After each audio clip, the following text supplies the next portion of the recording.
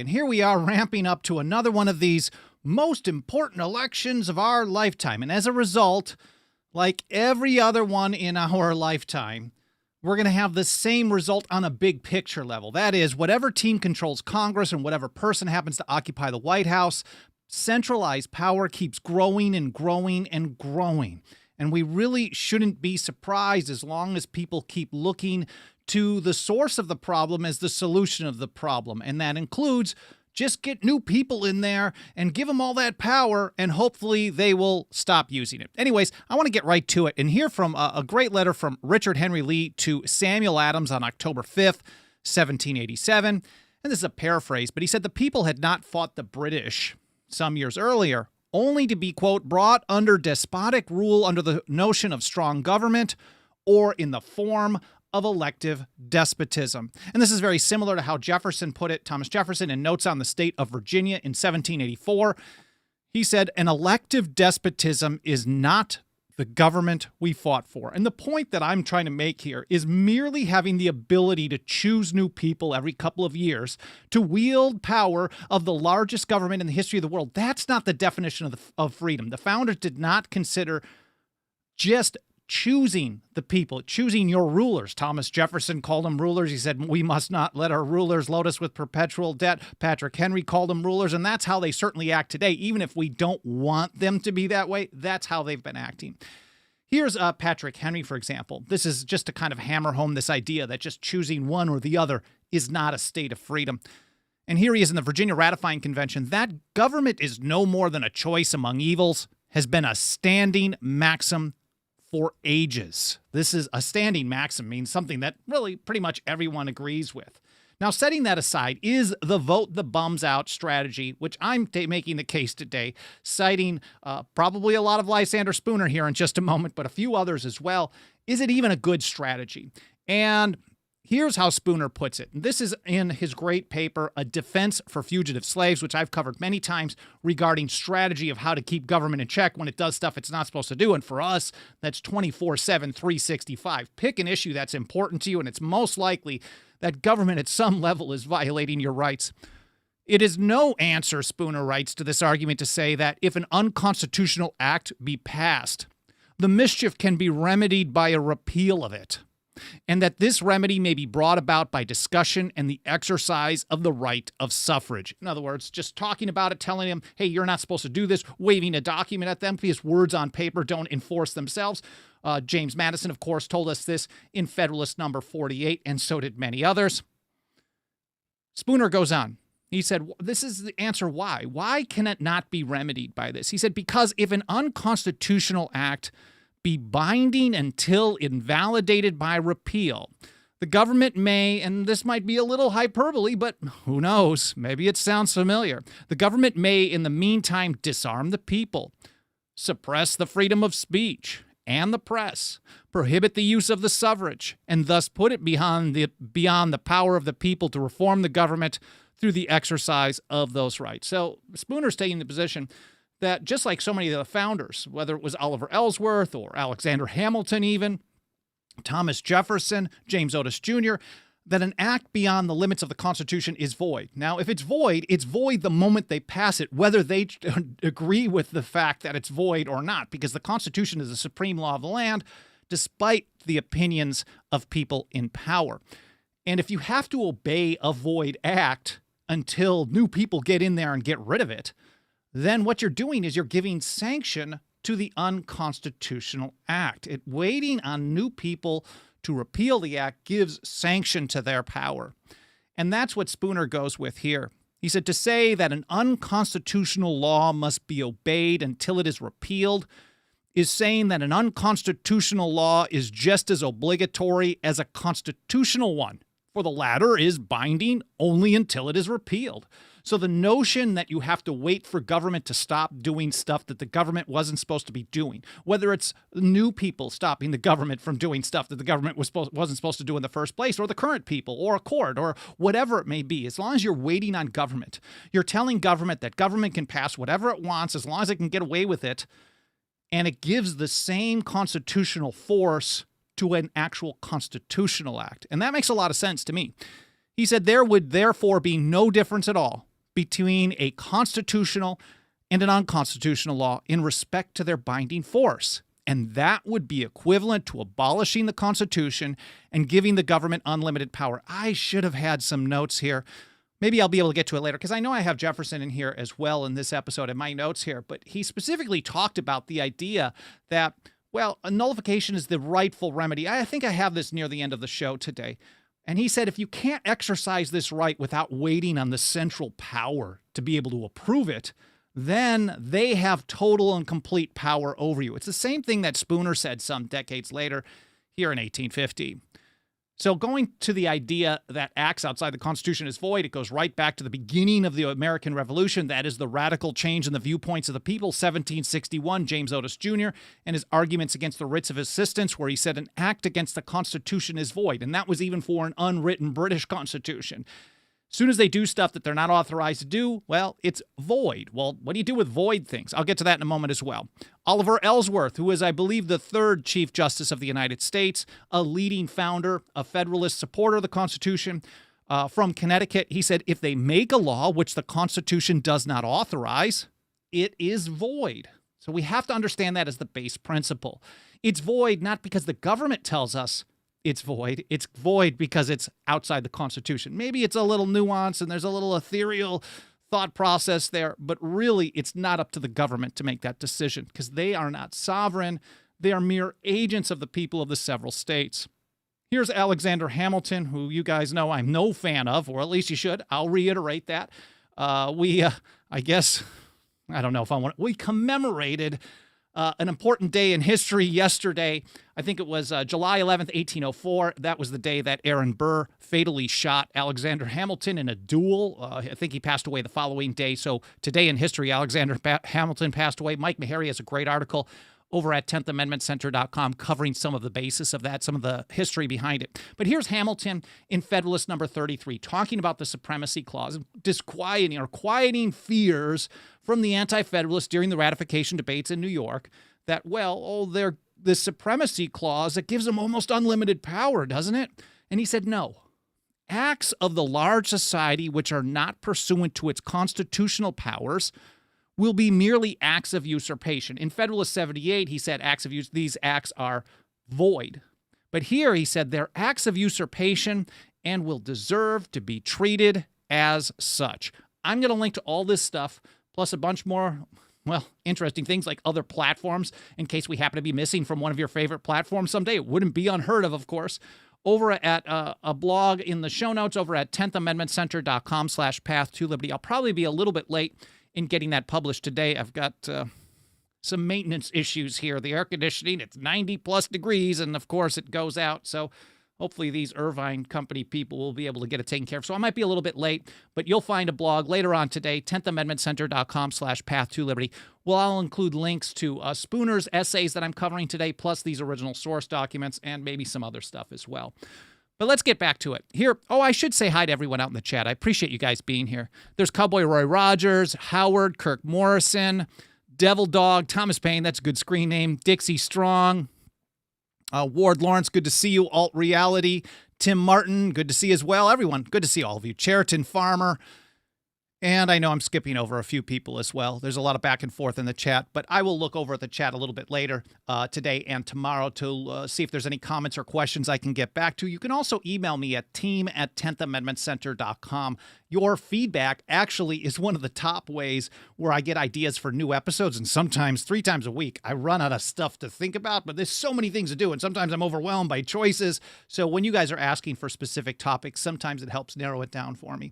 But I appreciate you guys being here. Anyways, let's get to it. Benjamin Franklin here in 1774 put it this way: the ordaining of laws in favor of one part of the nation to the prejudice and oppression of another is certainly the most erroneous and mistaken policy. He recognized that governments would do this type of thing. In fact, there's another quote from him in the Philadelphia Convention where he said, all history shows us there's some kind of a state of warfare between the governing and the governed. So the people in charge are always waging some kind of a war against the population. And warfare against the people is not a state of freedom. And is it just a matter of choosing new generals to wage that warfare so they're nicer to you? Well, that's not people living in the land of the free. That's a population on its knees begging for permission. And here's Thomas Jefferson on the law. He said, "Law is often but the tyrant's will, and always so when it violates the rights of the individual." So here it is, back to Lysander Spooner, and this from his essay on the trial by jury 2 years after the previous one. This is 1852. He developed these thoughts a little bit further at that time. He said, "Neither is it of any avail to say that if the government abuses its power and enacts unjust and oppressive laws," and that's why I pointed out Franklin and Jefferson there, because they're talking about how just because it's the law, and this is a big thing in the right to keep and bear arms community, talking about how you can't take guns away from law-abiding citizens. But the notion that you follow every law on the books when you live under the largest government in history is not something to boast about. You should be ashamed of that. Like, that's not something we want to really be encouraging. And in fact, there's a book out there that I've still got to read called 3 Crimes a Day. It's basically saying that most people, the average person, commits like some kind of criminal acts per day. And that's, I guess, the thesis behind it. I'm sure someone in the chat, whether it's Odyssey or Rumble or YouTube or somewhere else, probably knows that book far better than whatever overviews or people have telling me, "Bolden, you got to read this thing. What are you talking about? You don't read enough." Anyway, so Spooner or Jefferson and Franklin are talking about how just because they passed the law doesn't mean it's good. So we know that. That's because, well, we live under the largest government in history. So do we wait for them or try to get new people in there to just repeal those laws? And here's how Spooner put it. "Neither is it of any avail to say that if the government abuse its power and enact unjust and oppressive laws, the government may be changed by the influence of discussion and the exercise of the right of suffrage.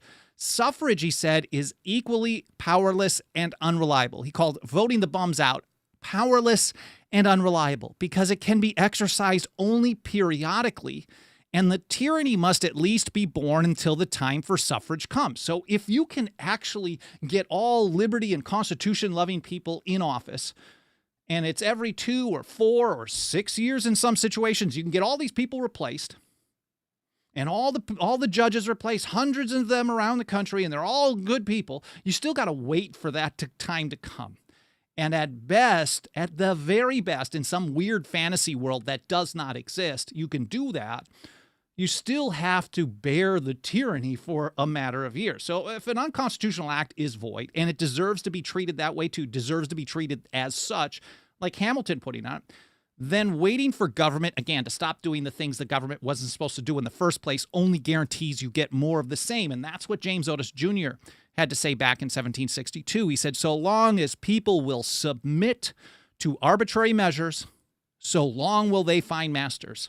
So that's not to say that you don't want to replace the people that are doing bad stuff. Of course, you don't want them in there. But that doesn't mean that also, on the other hand, you can't just rely on the people in government to do the right thing. You just can't do that and sit around and comply, because the compliance is what guarantees the tyranny. And that's what John Dickinson had to say in his great broadside urging noncompliance with the Stamp Act in late 1765. He said, "If you comply with the act by using stamped papers, you rivet perpetual chains upon your unhappy country." Why? Because he said, you voluntarily establish the detestable precedent which those who have forged your fetters ardently wish for, to varnish the future exercise of this new claimed authority. So again, compliance breeds or establishes the precedent for more and more power. Back to Spooner. He goes back to the right of suffrage, or I'm just kind of going back and forth between some in the founding generation and the old revolutionaries and Spooner. I think it makes for interesting relationship there. Spooner says, besides, when the suffrage is exercised, so if you have to wait a couple of years, he says, it gives no guarantee for the repeal of existing laws that are oppressive, and no security against the enactment of new ones that are equally so. So as long as you're just trusting the new people to do the right thing, you get a Second Amendment president in there who ends up, well, enforcing more federal gun control than the previous one. Holds the record for it. This is not a good strategy. He said the second body of legislators are liable and likely to be just as tyrannical as the first. And why would you want to trust anyone who is vying for power in the largest government in history? Patrick Henry put it this way. He said, "Show me that age and country where the rights and liberties of the people were placed on the sole chance of their rulers being good men." He's using that term rulers, without a consequent loss of liberty. He called it, it happened every time. Every such mad attempt is my paraphrase of how he put it. He definitely used the phrase mad attempt. So the bottom line is, if you wait a couple of years and you're just relying on the new people to do the right thing, appoint the right judges, get the right people in office, and get enough of them in there rather than just one or two. Certainly, some of the bums do get voted out, and maybe once in a while, one of the new people isn't a bum. But on a whole, Congress is filled with constitutional criminals. So is the White House. So is the Supreme Court. The entire federal apparatus. We're not even touching on the deep state part of it, the permanent executive branch agencies. But trusting people to do the right thing when they have power, even if they promise to do the right thing, is really a way to guarantee that you lose liberty. Here's Melancton Smith. This may have been Luther Martin, but I think it's Melancton Smith. He said, the history, writing as a plebeian, this is an anti-federalist paper in 1788, he said, the history of the world furnishes many instances of a people's increasing the powers of their rulers by persuasion. So begging people to do more stuff, emergency powers, war powers, things like that. There's so many instances throughout history of people in power expanding their power. Either the rulers persuade the people that it's okay, or the people themselves beg for things like Green New Deal or wage and price controls or a central bank or whatever it may be, something to protect them. Shutting down all businesses, keeping people locked in their home to keep them so-called safe. He said, but I believe it would be difficult to produce one in which the rulers have been persuaded to relinquish their powers to the people. And I think that's a good argument against relying on new people to come in office, new rulers to do the right thing. As long as you're waiting for that to happen, as Patrick Henry said. Again, now that's not saying you don't want to target the bad people. It's pretty easy. They're all there. I mean, you could put a blindfold on at a dartboard, and you're, even if you're not even close, their staffers are all bad too. So, like, it's pretty easy to target these people. But if you're relying on that as your strategy to advance liberty, protect the Constitution, you're going to be sorry. And I think that's been proven over and over and over, because it doesn't matter which team has been in power, at least in my lifetime. I'm 50. I've never seen power get shrunk for any period of time, maybe in one tiny area or another. But overall, government just keeps growing and growing and growing, even if you adjust for inflation. Here is Spooner again. He said, then on top of it, let's say you do get a new group of people in there, and let's say they all promise to do the right thing. He said, but can we rely on that? The people made a bad choice in the first place. They chose a bunch of terrible people to be in office to do a bunch of terrible stuff. So suddenly, all of a sudden, the people are wising up and we can just rely on that as a fix? Spooner says absolutely not. And logically, this really hits home, I think. He said, if it be said that the second body may be chosen for their integrity, well, the answer is that the first were chosen for that very reason and yet proved tyrants. The second will be exposed to the same temptations as the first and will be just as likely to prove tyrannical. He said, who ever heard that succeeding legislatures on the whole were more honest than those that preceded them? What is there in the nature of men or things to make them so? And if you've listened to this show, me talking especially about anti-federalist writings, which I've covered many of the papers of Brutus and Cato, some of Patrick Henry's speeches, I got to get through more of that in the future. But over and over and over, there was a warning against human nature, recognizing that human beings, all of us, you, me included, we're all flawed creatures. And although all of us would like to believe that we do the right things with power, we're also not the type of people probably that aspire to power. So the people who do are certainly the ones who are probably far more corrupted by it. And once they get in there, look at someone like John Adams, for example. This is the Atlas of Independence. He was one of the leading voices of liberty, government by consent, at least, separation from England, and even Mercy Otis Warren in her great History of the American Revolution, The Rise, Progress, and Termination of the American Revolution. She talked about how over time, by the time he got into office, he went from Atlas of Independence to, well, a monarchist, someone who was willing to sign the Alien and Sedition Acts into law. And he talked so often about how trust no one with the power to endanger the public liberty. This was a common phrase from John Adams. So either he was a scammer like Hamilton, and I don't think he was.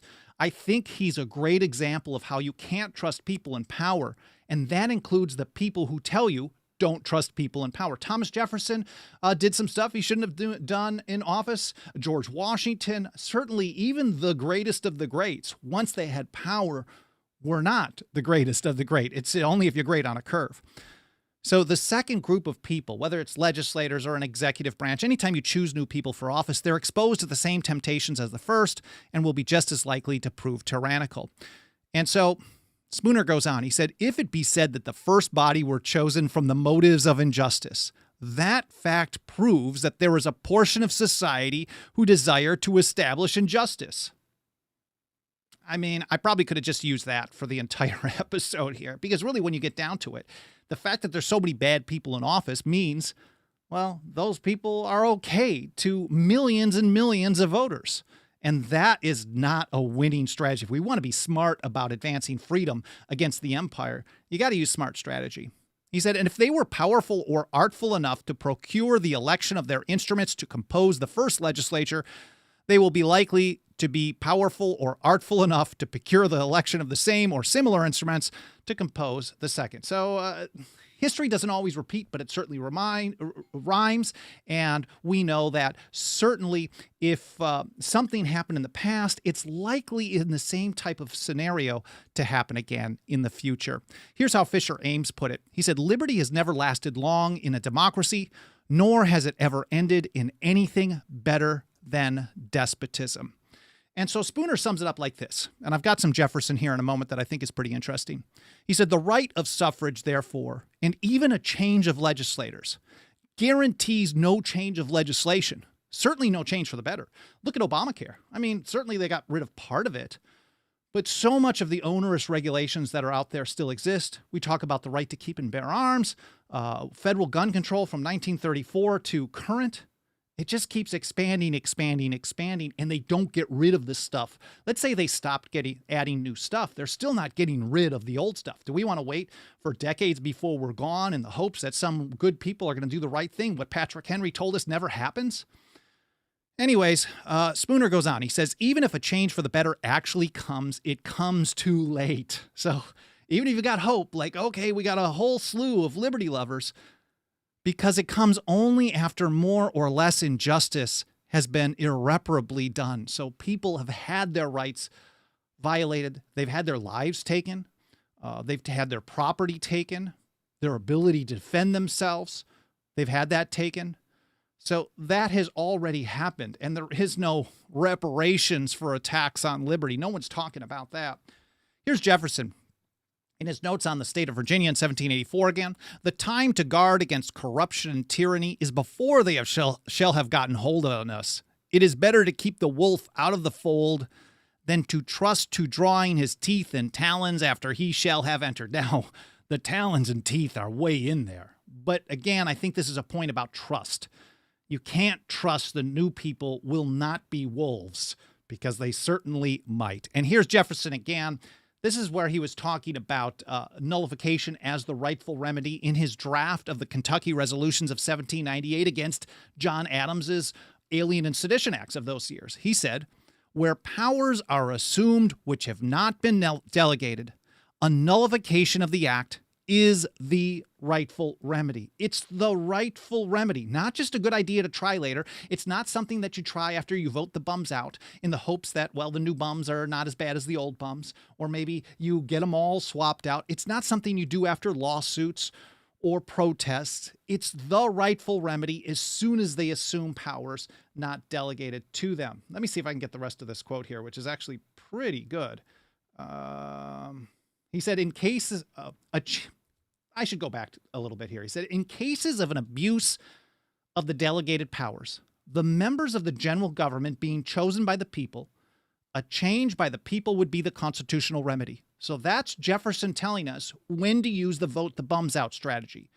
if they're within the bounds of the Constitution and you don't like the policy, like the power to declare war. I use this one as an example when talking about Jefferson and vote the bums out and policy. There is power delegated to Congress to declare war.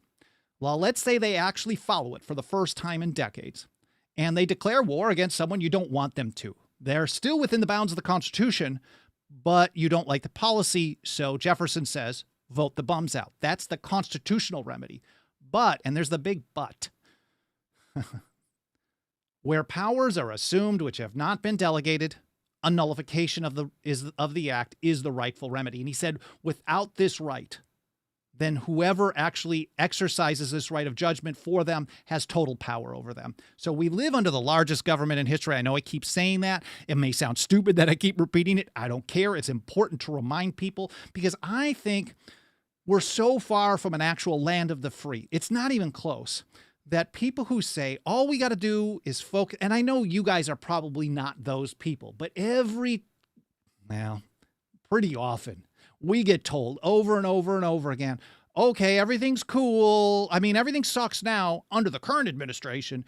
As long as we get this new team in there, you guys you don't have to worry about this. We were told this whether it came to Obamacare and gun control, war powers, Patriot Act, all kinds of stuff. We're getting it constantly.